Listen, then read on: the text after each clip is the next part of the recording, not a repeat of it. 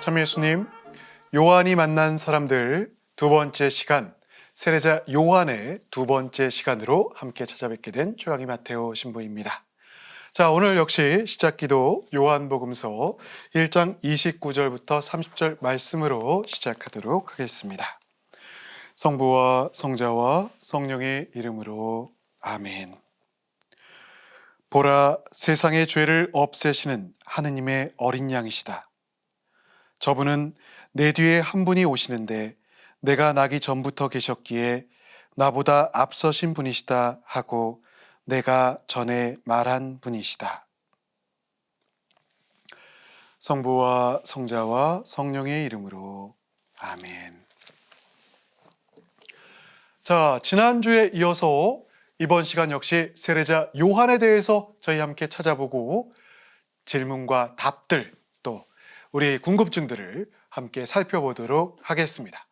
자, 오늘 본격적으로 세례자 요한에 대한 본문의 내용들 하나하나 살펴볼 예정이고요. 그가 과연 누구인지 또 그가 만난 예수님은 어떤 분이신지를 바로 사도 요한의 그 시각으로 함께 살펴보도록 하죠. 자, 먼저 이 시간 시작하기에 앞서서 여러분들 각자에게 세례자 요한이 누구였던가, 그가 어떤 일을 했었고 어떤 상황들이 있었던가를 한번 떠올려 보시면 좋을 것 같습니다. 세례자 요한에 대한 내가 갖고 있었던 생각들, 또 그가 전해주고자 하는 핵심적인 메시지들은 무엇이었을까? 또 나와 세례자 요한은 어떻게 예수님을 따를 수 있고 그 방식에 있어서는 무엇이 다른 것인가도 한번 생각해 보시면 좋을 것 같습니다. 요한복음에 나타난 세례자 요한에 대한 그 본문의 설명, 첫 부분부터 하나하나 살펴보지. 성경 말씀부터 한번 읽어보겠습니다. 예루살렘의 유다인들이 사제들과 레위인들을 보내어 질문을 던지고 있는 장면이지요. 당신은 누구요? 세례자 요한은 대답합니다. 나는 그리스도가 아니다. 자, 이미 우리가 지난 시간 머릿말에서도 언급했던 것처럼 그는 조금의 망설임도 없이 나는 그리스도가 아니다 라고 이야기를 합니다. 그런데 사실 이 대화가 좀 이상하죠. 뭐가 이상할까요? 네, 보통 이런 것들을 살피는 게 저만 이상할 수 있지만 제가 볼 때는 어쨌든 되게 이상합니다. 왜냐하면 질문은 누구냐라고 물은 거였거든요. 당신은 누구요? 그러면 나는 누구다 라고 대답해야 되는 게 일반적이지 않겠습니까? 근데 나는 누구다 라고 대답하는 게 아니라 갑자기 난데없이 나는 그리스도가 아니오 라고 설명을 한다는 것이죠. 질문에 대한 부정이 갖고 있는 성격이 있습니다. 이 부정이 오히려 자연스럽게 세례자 요한하면 자 이제 뭐가 떠오르십니까? 그가 뭐 하는 사람이라고요? 요한복음서가 따르면 증언이라 그랬죠. 증언. 그래서 자연스럽게 그의 증언이 누구와? 예수님과 연결될 수 있도록 인도를 하고요. 예수님을 그리스도라고 고백하는 이 준비의 역할을 해주고 있습니다. 자, 당신은 누구요? 라 그랬더니 나는 그리스도가 아니다 라고 대답을 했고요. 그러자 또 이어서 다시 질문이 이어집니다. 그러면 누구란 말이요? 엘리야요? 1장 22절 말씀이죠. 자, 엘리야는 누굽니까? 뛰어난 이스라엘의 선지자, 이스라엘의 예언자입니다. 구약의 말라키 예언서, 또 집회서 말씀을 참조해 보면요. 엘리야는 심판자의 길을 준비하는 이라는 설명을 찾아볼 수 있습니다. 즉, 이 엘리야가 의미하고 있는 바, 이 질문을 던진 이유는 바로 구약의 말라키 예언서나 집회서 말씀에 따라서 메시아가 오기 전에 누가 바로 엘리야가 먼저 올 것이다 라는 그러한 배경을 깔게 되는 것이죠. 실제로 당대 사람들에게 있어서 메시아가 오기 전엔 엘리야가 먼저 올 것이다 라는 기대감이 널리 퍼져 있었습니다. 그러니까 당신은 엘리야요? 라고 묻는다는 것은 당신이 그리스도가 아니라고, 난 당신이 누구라고 물었는데 누구라는 대답을 안 해주고 난 그리스도가 아니라 그랬었으니까 그러면 굉장히 훌륭한 사람이고 웬만한 예언자들보다는 뛰어날 것 같은데, 그러면 당신이 혹시 재림한 예언자 그 엘리야요? 라는 그런 질문의 성격을 지니게 되는 것이죠. 말라기 예언서는 이렇게 이야기합니다. 보라, 주님의 크고 두려운 날이 오기 전에 내가 너희에게 엘리야 예언자를 보내리라. 집회서는 이렇게 표현하죠. 당신은 정해진 때를 대비하여 주님의 분노가 터지기 전에 그것을 진정시키고 아버지의 마음을 자식에게 되돌리며 야곱의 지파들을 재건하라 하리라 라고 기록되어 있습니다. 즉 다른 말로 한다면 세상의 마지막 날에 오게 될, 혹은 이 종말론적 차원뿐만이 아니라 메시아가 오게 될 때 그 메시아의 오심을 준비시키느니, 사람들을 회개시키는 것을 준비시키느니, 그때를 준비시키는 역할을 하는 것이 누구다?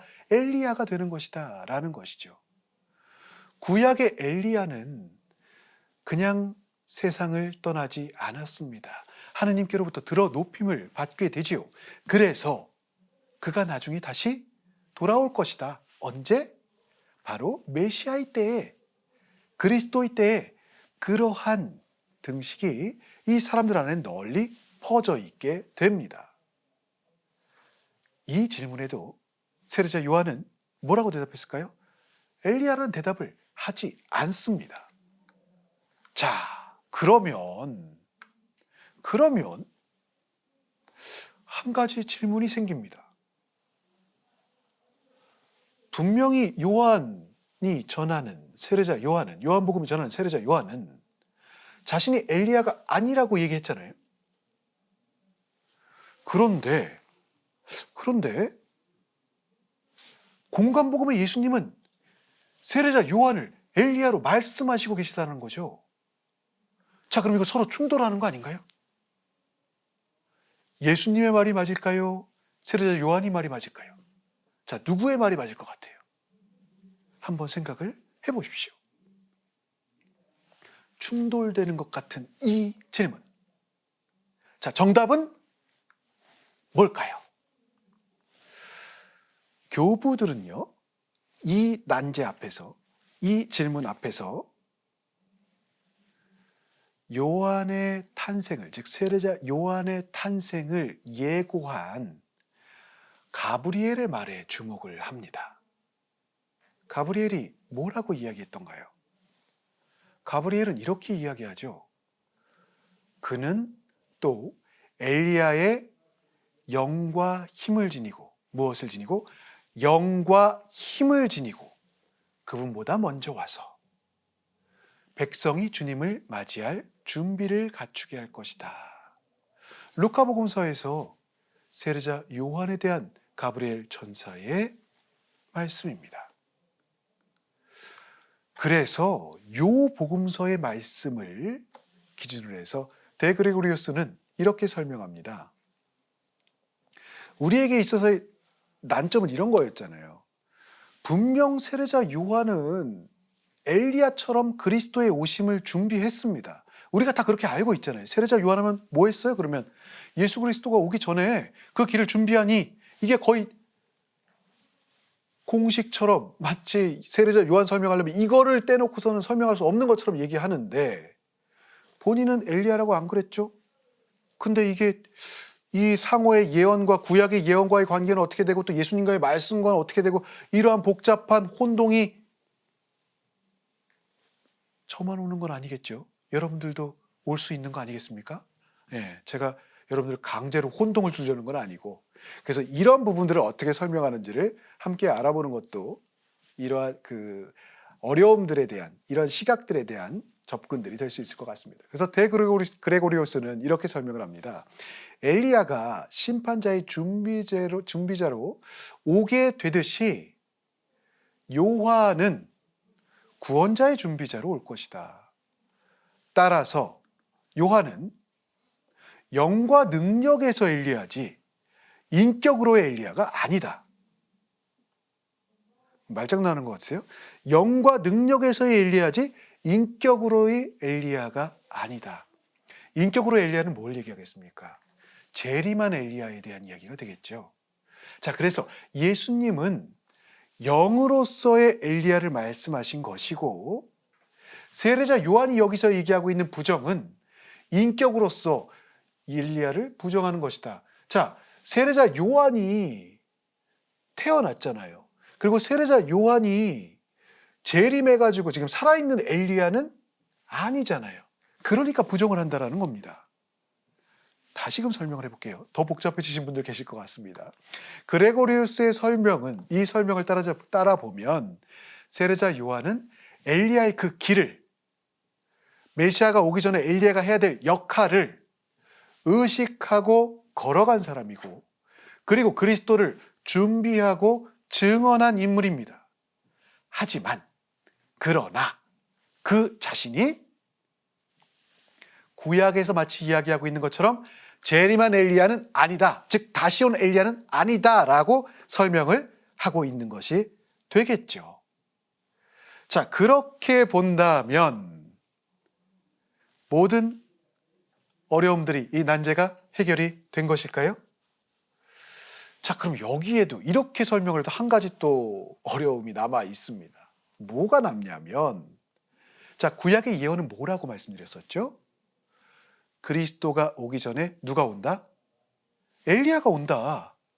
자, 그럼 재림한 엘리야가 와야 되지 않습니까? 그래야 구약의 예언에 따라서 이분이 그리스도이시다라고 이야기할 수 있을 것이고, 그래야 구약의 예언이 직접 실현되지 않겠습니까?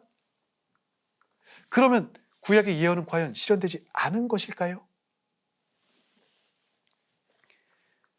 세례자 요한이 엘리야의 역할과 힘을 지니고 그 역할을 충실하게 수행해서 그 길을 잘 준비했다라는 것 좋고, 그걸로서는 우리가 이해하는데 어려움이 없는데, 문제는 그가 다시 돌아온 엘리야는 아니라는 것이 우리에게 어려움을 안겨주고 아직까지 난제로 남아 있습니다.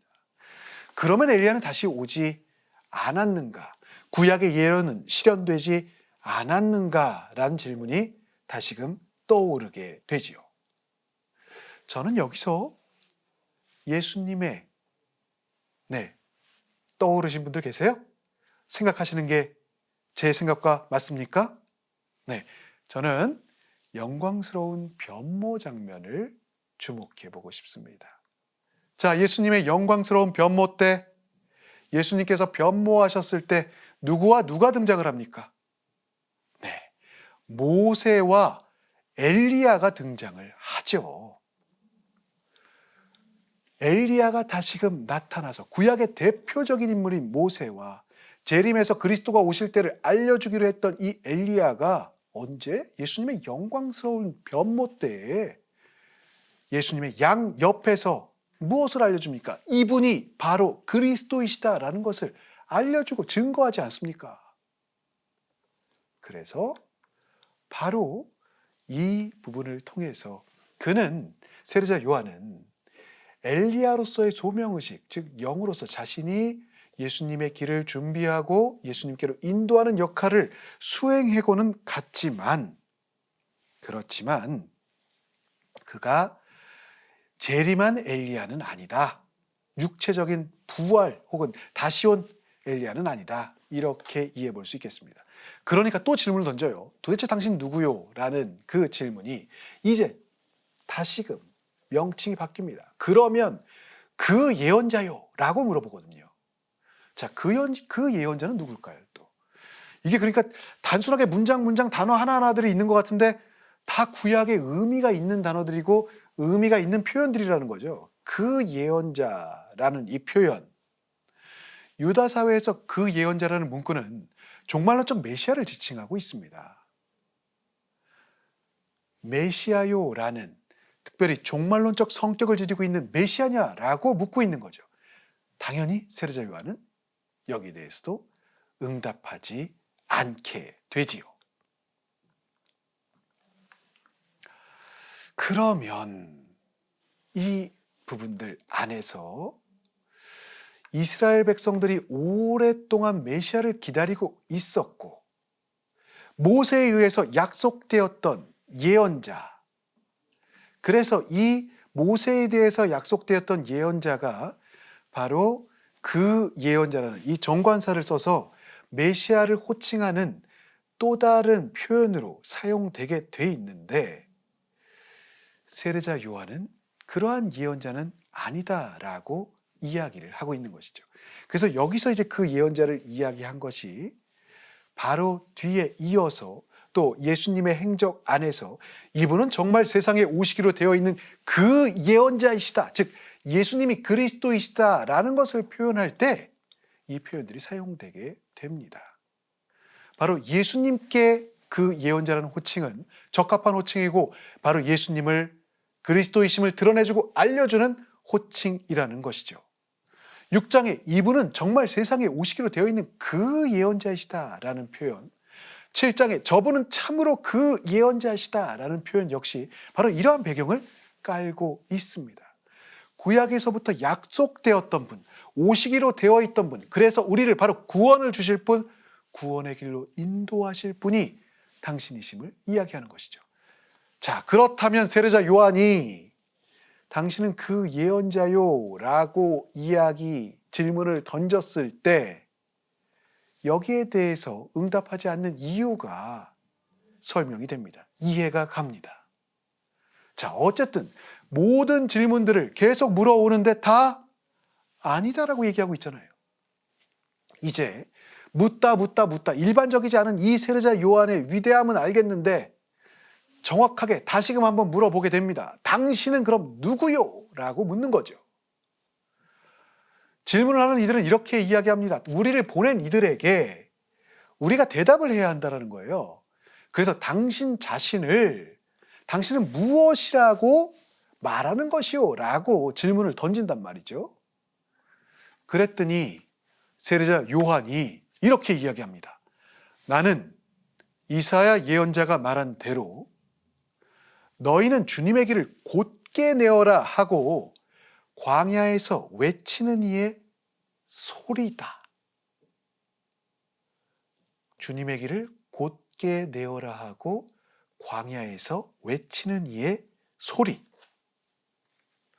3번에 걸친 부정에 이어서 드디어 세례자 요한의 대답, 자신의 정체성을 드러내주는 그러한 설명이 이어지게 됩니다.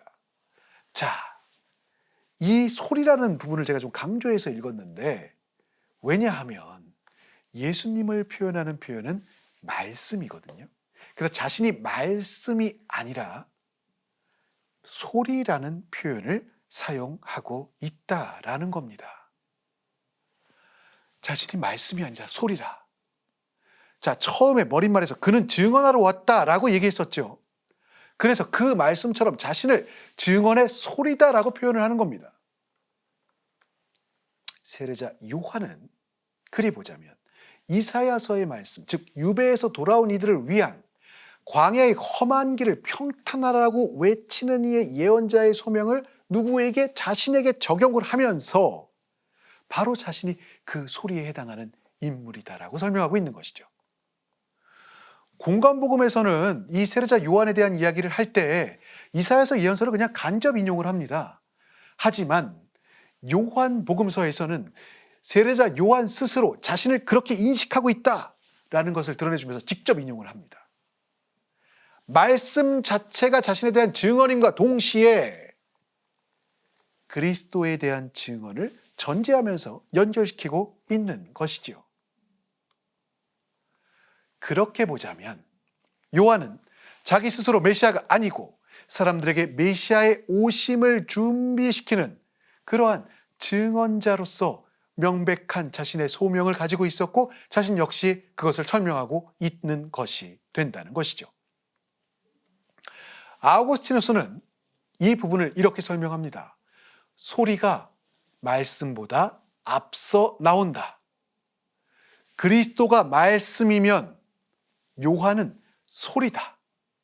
그리스도는 영원한 로고스, 즉 말씀으로서 요한보다 먼저 계신 분이지만 말씀으로 우리에게 오시기 위해서는 소리가 필요했기 때문에 요한의 탄생은 바로 예수님의 탄생보다 앞서야 되는 것이고, 바로 이 소리를 통해서 예수 그리스도의 말씀이 준비되는 것이고 전달되는 것이다. 이런 설명의 부분이 될 수 있겠죠. 자, 그러니까 또 질문이 이루어져요. 당신이 그리스도도 아니고 엘리야도 아니고 그 예언자도 아니라면 세례는 왜 주는 것이냐라고 묻는 것이죠. 이 질문에 대한 세례자 요한은 이렇게 대답을 합니다. 나는 물로 세례를 준다. 그런데 너희 가운데에는 너희가 모르는 분이 서 계신다. 내 뒤에 오시는 분이신데 나는 그분의 신발끈을 풀어드리기에도 합당하지 않다. 공간복음은 자신은 물로 세례를 주지만 예수님께서는 불과 성령으로 세례를 주실 것이다 라고 이 장면을 대비시키는데요. 요한복음은 이런 부분에 관심이 없습니다. 왜? 이 직무 자체가, 세례를 주는 것 자체도 누구를 준비하고 증언하는 행위일까요? 바로 그리스도를 준비하고 증언하는 행위가 될 것이기 때문에 그렇습니다. 자, 어떤 사람이 신발끈도 풀어주기에 합당하지 않은 사람일까요? 겸허함과 겸손, 철저하게 자신의 수행의 삶을 통해서 자신이 주어진 그 부르심에 응답해가는 모습이 바로 이 세례자 요한의 모습이라고 생각을 해봅니다. 자, 지금까지 여러분들 이 전반적인 내용들 설명드리느라고 여러분들 조금은 힘드셨을 수도 있을 것 같습니다. 이제 구체적으로 사람들의 만남 안에서, 관계성 안에서 세례자 요한이 어떻게 등장하는지를 조금 더 살펴보도록 하겠습니다. 바로 그의 첫 증언에 대한 부분인데요. 그의 첫 증언은 이렇게 언급됩니다. 보라, 세상의 죄를 없애시는 하느님의 어린 양이시다. 굉장히 익숙한 구절이시죠? 네. 어디에서 이 구절 자주 들으십니까? 매 미사 때마다 우리가 고백하고 있고 또 암송하고 있는 그러한 부분이지요. 바로 이 원 부분은 바로 이 요한복음의 성경 말씀, 세례자 요한의 증언으로 유래를 하고 있습니다. 세례자 요한은 예수님을 증언합니다. 무엇으로? 메시아를 칭하는 용어, 하느님의 어린 양이라는 이 용어로, 이 호칭으로 예수님을 그리스도라는 고백을, 자신의 증언을 이어갑니다. 자, 그렇게 되면 어떤 성격이 될까요? 구약의 파스카에 대한 성격이 이제 누구를 통해서? 예수 그리스도를 통해서 신약의 파스카로 넘어가고 완성되고 또 그러한 일들이 일어날 것임을 알려주게 되는 것이죠. 그래서 고통받는 주님의 종이라는 이사야서의 그 말씀 중에서 특별히 넷째 노래에 주님의 종이라는 부분들이 있는데, 그것이 앞으로 예수님께서 이 구절로 인해서 어떻게 당신의 순환의 길을 걸어가실 것이고 당신이 어떻게 죽음에 이르게 될 것인지를 알려주는 그러한 예고 혹은 또 그러한 그 설명이 됩니다. 이사야서는 이런 내용들이 있거든요. 그는 우리의 병고를 메고 갔고 우리의 고통을 짊어졌다. 병고와 고통을 대신 짊어지시는 분. 그렇죠? 자, 그 다음 성경 구절에 보면 학대받고 천대받았지만 그는 자기 입을 열지 않았다. 당신 순환 때 아무 말씀도 안 하셨잖아요. 자, 도살장에 끌려가는 어린 양처럼, 털 깎는 사람 앞에 잠자코 서 있는 어미 양처럼 그는 자기 입을 열지 않았다. 예수님께서 다른 때는 숱한 난관들, 그 함정들에서도 다 당신의 길을 걸어가셨지만 이 마지막 돌아가심 직전에는 아무 말씀을 하시지 않습니다. 그래서 이것이 이사야 예언서의 바로 그 예언들이 성취되는 것이고 이분이 그리스도이심을 드러내주는 또 하나의 모습인데, 유다의 사고방식은 죄의 사함이 오직 하느님만 해주실 수 있었던 거예요. 그런데 이 말씀과 연결을 시켜보면 누구도 이제 죄를 사할 수 있는 겁니까? 예수님이 죄를 없애주실 수 있다라는 것이 되는 것이죠. 세상의 죄는 또 무엇인가? 라는 질문도 던져볼 수 있는데 우리가 요한서간의 말씀을 잠깐 참조해 보겠습니다. 그분은 우리 죄를 위한 속죄 제물이십니다. 우리 죄만이 아니라 온 세상의 죄를 위한 속죄 제물이십니다. 여러분도 알다시피 그분께서는 죄를 없애시려고 나타나셨던 것입니다. 우리가 하느님을 사랑한 것이 아니라 그분께서 우리를 사랑하셔서 당신의 아드님은 우리 죄를 위한 속죄 제물로 보내주신 것입니다 라고 요한서간이 이야기를 하는 것이거든요. 자, 조금 어려우실 수 있지만 전체적인 그 이전의 사고방식과 틀이 누가 오심으로 인해서, 예수님이 오심으로 인해서 전체적인 지금 지각 변동이 일어나고 있습니다. 죄는 오직 하느님만이 없애주실 수 있었는데 크나큰 하느님의 사랑으로 인해서 예수 그리스도를 통해서 이제 그 사랑이 전해지게 되는 것이고 뭐까지도, 죄의 용서까지도 가능하게 됩니다. 세상을 너무나 사랑하셨던 나머지 외아들내를 내어주셨고 그를 믿는 사람은 누구나 멸망하지 않고 영원한 생명을 얻게 하셨다라는 것이죠. 그분을 통해서 죄를 없애실 것이고 그분이 바로 어린 양, 세상의 죄를 없애시는 하느님의 어린 양이 되실 것이라는 겁니다. 이스라엘 사람들은 보통 이 파스카 축제 때 흠없는 어린 양을 잡았습니다. 이걸 통해서 하느님과 화해하고 화해 일치를 얻게 되고 죄 없이 이제 새롭게 태어나서 희생제물인 파스카 양을 통해서 구약의 하느님이 어떤 분인지를 알아들음과 동시에 우리 역시도 단순히 양을 잡는 걸 떠나서 당신의 죄를 사함을 받고 새롭게 시작할 수 있는 그러한 희생제물을 바쳤던 것인데 이 단순한 양을 뛰어넘는 하느님의 어린 양이라는 이분의 정체성을 누가 이야기합니까? 세례자 요한이 얘기해주고 있는 것이죠. 그래서 이 조금은 장황하고도 어려운 내용들을 누구한테 얘기해 주냐면 자신의 제자들에게 설명하는데 우리의 핵심이 있습니다. 자, 그의 증언 내용 먼저 그대로 쭉 이어보고 이 내용들 살펴볼게요. 두 번째 증언, 명시적 증언, 신앙 고백으로 요약해 볼 수 있겠습니다. 나는 성령께서 비둘기처럼 하늘에서 내려오시어 저분 위에 머무르는 것을 보았다. 과연 나는 보았다. 그래서 저분이 하느님의 아드님이시라고 내가 증언하였다라고 복음서는 이야기하고 있습니다. 자, 여러분들 지난주에 그 내용들 혹시 기억나세요? 요한복음사가가 굉장히 생략을 많이 했다 그랬죠. 세례자 요한이 어떻게 살았는지, 무슨 일을 했는지 이런 것들 다 관심이 없고 얘기도 안 해주고 다 생략하고 이 사람은 증언자로서의 역할이 중점이다 라고 얘기했다라고 말씀드렸는데 여기서 이 세례자 요한과 예수님의 만남은 복음서 내용으로 보면 지금 처음 만나시는 거잖아요. 그리고 그 처음 만나는 예수님을 보고 세례자 요한이 예수님이 어떤 분이시다라고 증언을 해주고 있는 거잖아요. 누구한테? 자신들의 제자들한테. 그런데 이 만남이 복음서에서는 처음 등장했는데 첫 번째 만남이 아니라는 겁니다. 자, 이 내용들을 자세히 읽어보면 세례자 요한은 이미 예수님께 세례를 베풀었어요. 근데 그 굉장히 중요한 일이잖아요. 우리 생각할 때는. 이 굉장히 중요한 일을 요한복음서는 아무것도 얘기를 안 해주고 그걸 전제로 이미 해버립니다.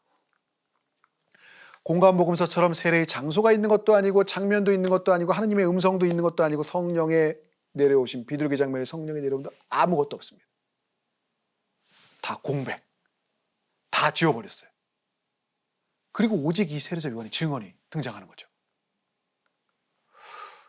그렇다고 한다면 세례자 요한의 증언은 그가 예수님께서 세례를 주고 성령께서 하늘에서 내려와 예수님과 함께 머무르시는 것을 보았고 이 봄과 머금의 증언이 그 순간이 그 체험이 지금의 이 하느님의 어린 양 고백을 할 수 있다라는 이야기인데 그 엄청난 체험의 순간들과 그 엄청난 예수님이 누구이신지를 알 수 있는 장면들과 그 상황들을 요한복음사는 다 생략하고 있다. 아무것도 전해주고 있지 않다.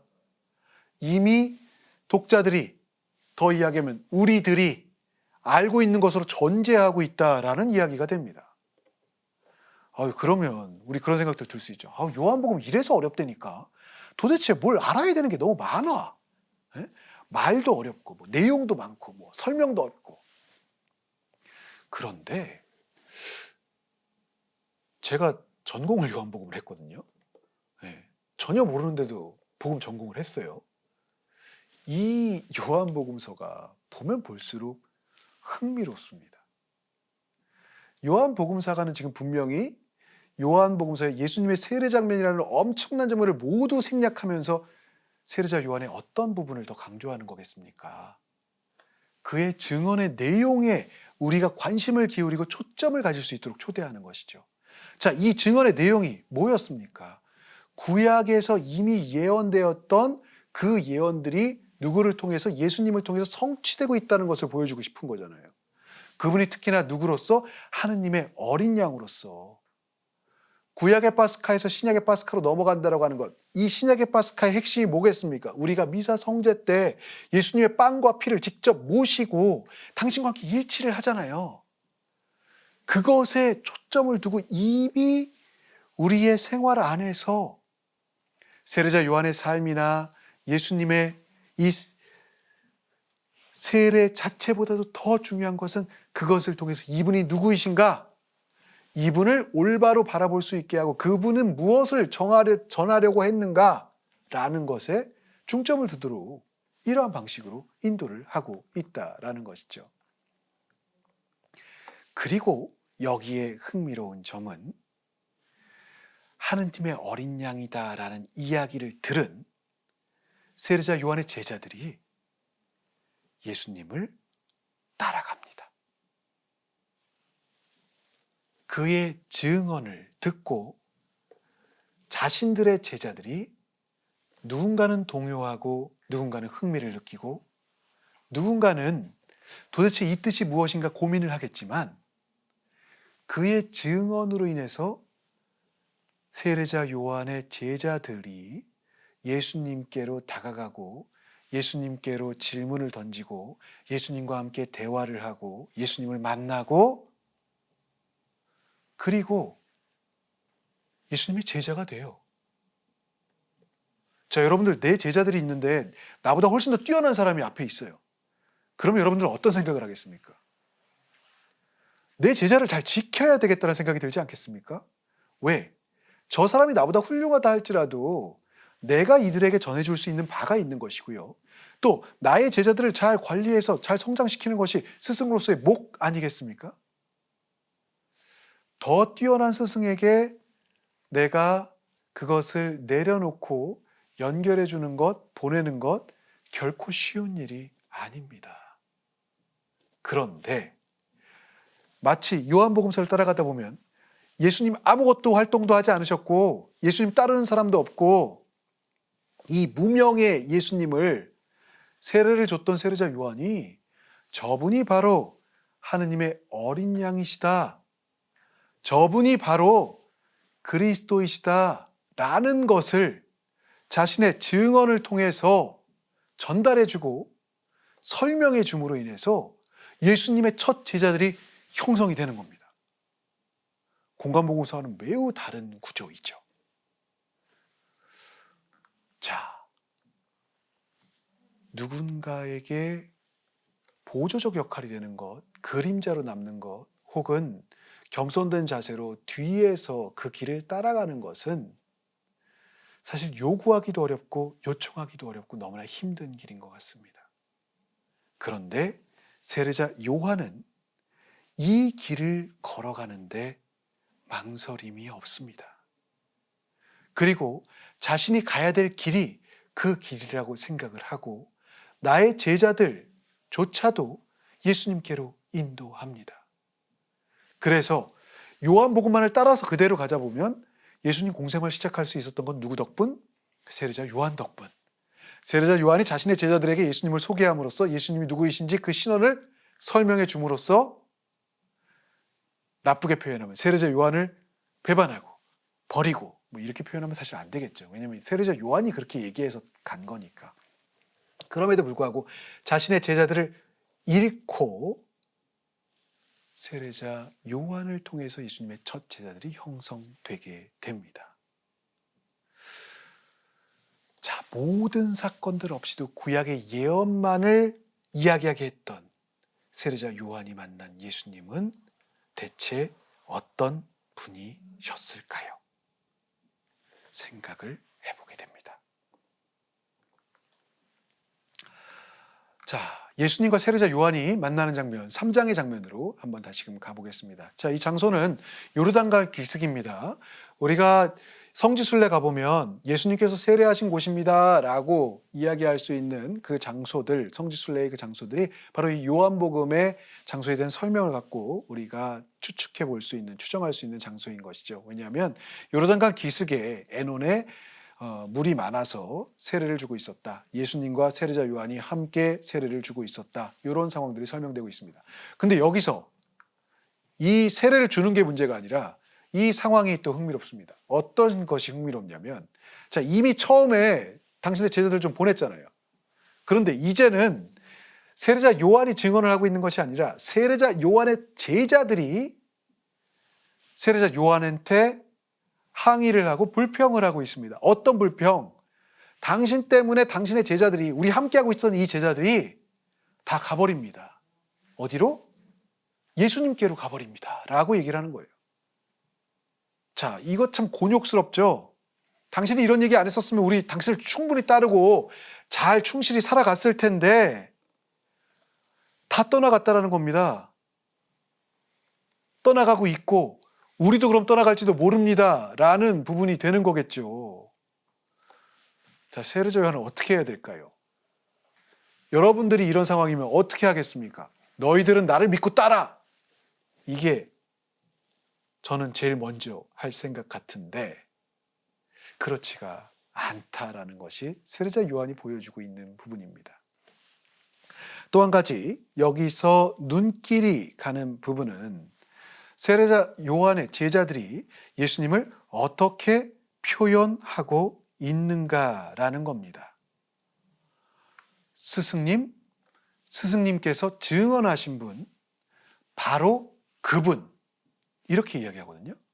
제자들은 불평하고 항의를 하기 위해서 왔는데 그럼에도 불구하고 그분이 누구이신지에 대한, 즉 세례자 요한의 증언의 내용을 명확하게 기억하고 있고 그 표현을 세례자 요한에게 사용해 가면서 항의를 한다는 겁니다. 스승님께서 증언하신 분, 바로 그분이라는 거죠. 세례자 요한에게 항의를 하고 있는 이 제자들의 마음도 분명 편치 않았을 것이고 세례자 요한도 자신의 소명은 있지만 흔들림이 있었을 것 같습니다. 자신의 제자들이 불평과 불만을 하면서 소요가 일어나고 있고 흔들림이 있고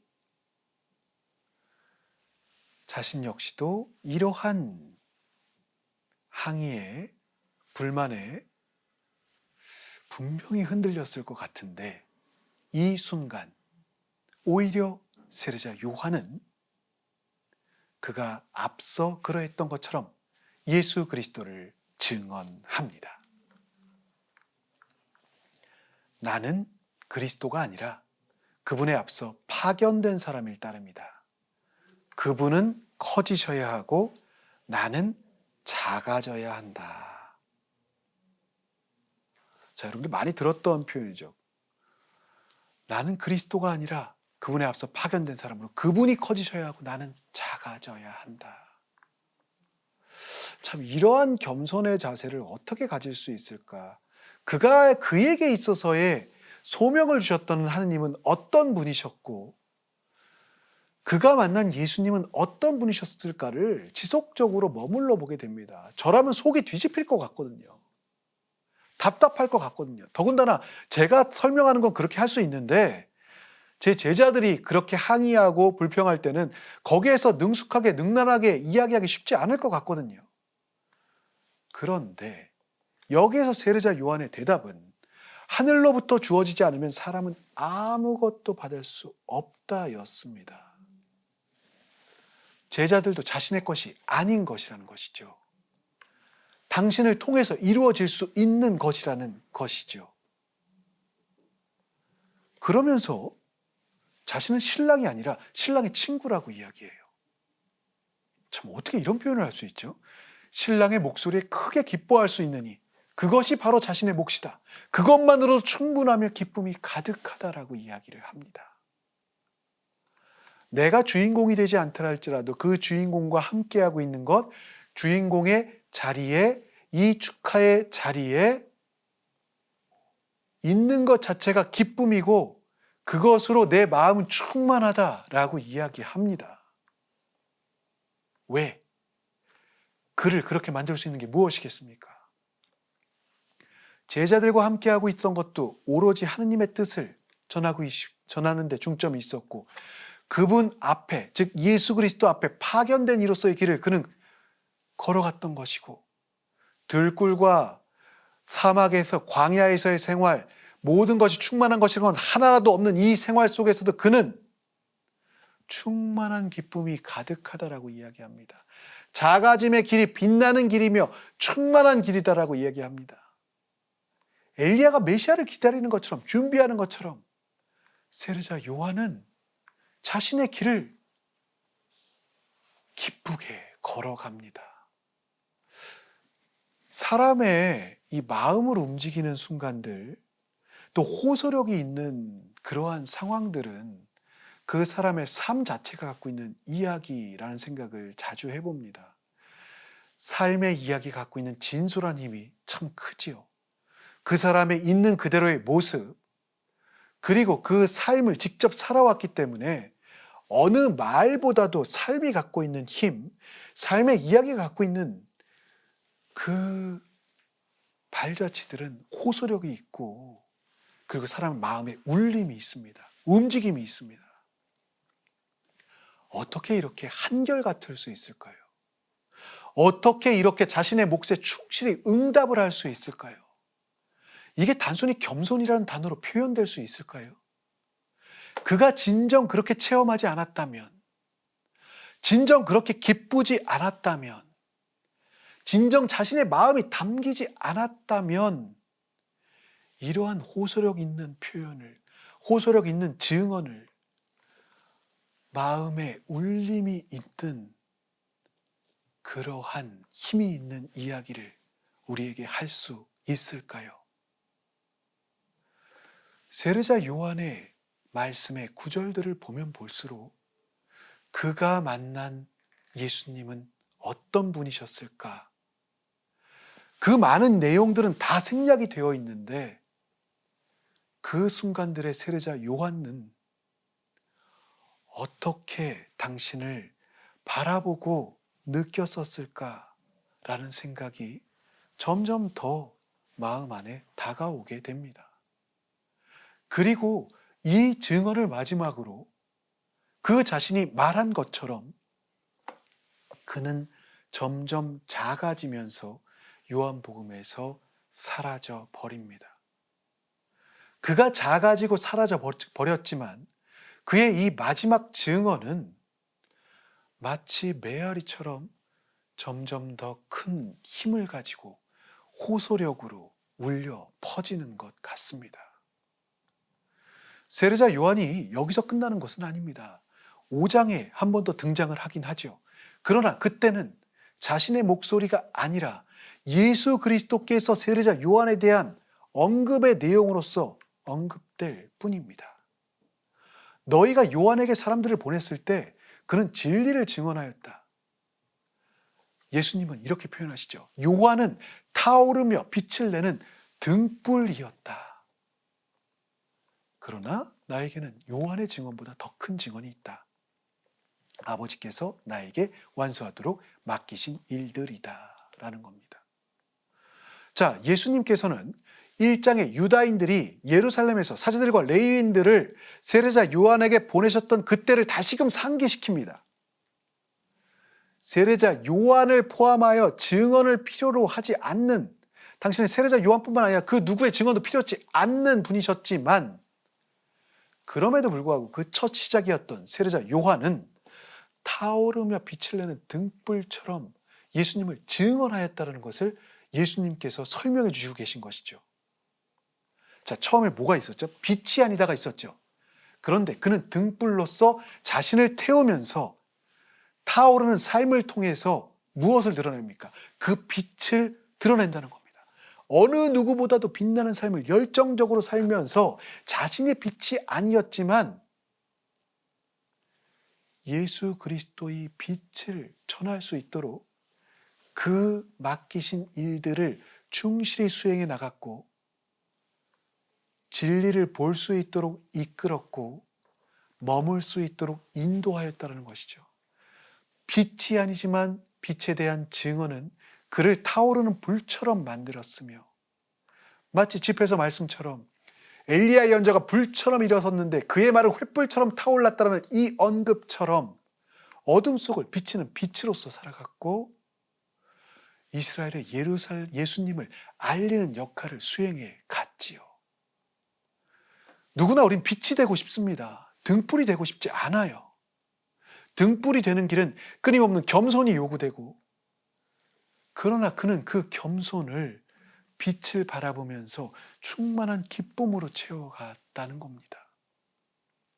신랑이 되고자 하는 것이 아니라 신랑의 친구가 되고자 했고 자신이 어떠한 소명을 받았는지를 정확히 인식하면서 커다란 희생을 희생으로 보는 것이 아니라 기쁨과 행복을 체험하면서 하루하루의 삶을 하느님과 예수님과 함께 걸어갑니다. 그것이 그의 증언이었고 그러하기에 그가 가장 처음으로 등장하는 인물로 세례자 요한이 예수님을 증언하는 첫 번째 사람으로 등장하게 하고 그것을 통해서 예수님이 누구이신지를 바라보게 하고 인도하는 인물, 즉 믿음으로 고백하도록 초대하는 인물, 증언의 삶을 통해서 증언의 길로 또 그 모습을 함께 살아가도록 하는 인물이 바로 세례자 요한으로 우리에게 다가올 수 있는 것 같습니다. 겸손도 지나치면, 겸허함도 지나치면 그게 과함이 되고 여러 가지 부작용들이 일고 주변에 있는 사람들이 너무나 힘들어지고 괴로워질 수 있는데 오히려 교만이라는 표현도 들 수 있는데 세례자 요한은 그런 느낌이 아니라 오히려 그의 한 행적 말씀 한 말씀 단어들을 읽어보고 머무를수록 울림이 되고 그의 삶의 무게가 우리에게도 역시 묵직하게 다가오며 그의 증언이 당신에게로의 시선으로 당신을 바라볼 수 있도록 우리를 초대하고 있는 것 같습니다. 세례자 요한이 인식하며 만난 예수 그리스도 그리고 그 자신의 삶으로 증거한 그 예수님을 향한 여정 이제 두 번째 시간이 마무리됩니다. 당신의 첫 제자들과 함께 우리의 예수님은 어떤 분이신지 또 세례자 요한이 우리에게 이야기하고자 했던 그분이 어떤 분이신지를 함께 찾아보고 묵상할 수 있는 또 그렇게 머무를 수 있는 한 주간 함께 보내실 수 있으셨으면 좋겠습니다. 오늘도 긴 시간 함께 해주심에 감사드립니다.